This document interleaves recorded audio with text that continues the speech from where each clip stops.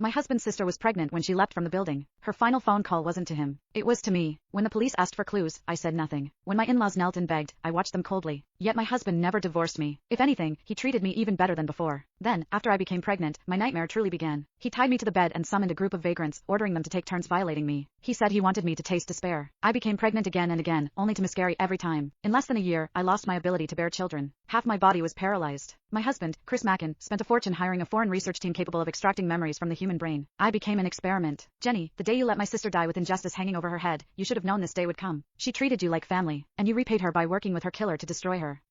This is your retribution. I lay bound to the bed like a corpse, listening to Chris's hysterical curses. Every word cut like a blade. No, that's not how it was. Then how was it? He roared. Say it. He grabbed my collar, eyes bloodshot as he demanded the truth. The words reached my lips, only to be swallowed back down. Despair crept into my voice as I begged. I can't say it. Please don't force me. His expression stiffened, then twisted into something monstrous. Put the device on her. Extract her memories now. I don't care if she lives or dies. I want the truth. His hatred for me had reached its peak. He locked me inside a glass chamber and had it transported to the city's central plaza. Hundreds of media outlets were invited to witness what he called the unveiling of the truth, what was, in reality, a public execution. 2 years ago, countless people had seen Lisa Mackin, 5 months pregnant, jump to her death. The case drew enormous attention, especially since the police had never solved it. Over time, the incident only continued to fester.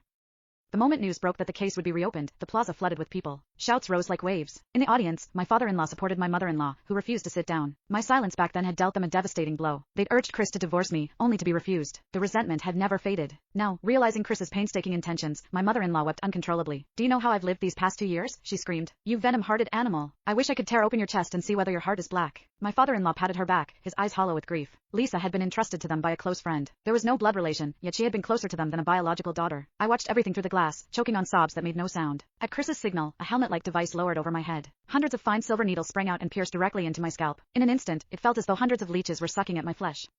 The tearing pain forced screams from my throat. Chris listened to my shrill cries, excitement flickering in his eyes. Sir, one of the technicians said nervously, her body is too weak. If we don't administer nutrients first, this could be fatal. Absolutely not. Chris snapped, eyes blazing with malice. Inject adrenaline. Let her die after the memories are extracted. The technicians hesitated, but under his authority, they could only comply. A syringe of adrenaline was pushed into my body. As the liquid surged through me, my entire being jolted into an unnatural state of stimulation. The memories buried deep inside began to churn. At Lisa's grave, Chris had already been kneeling for 2 hours. I approached with flowers in my arms. Looking at Lisa's smiling face in the photo, my eyes reddened. Just 2 days before her death, we'd gone shopping together. As I bent to place the flowers down, Chris suddenly snatched them from my hands and smashed them into my face. Don't stain my sister's grave. I trembled, bitterness lodged in my throat.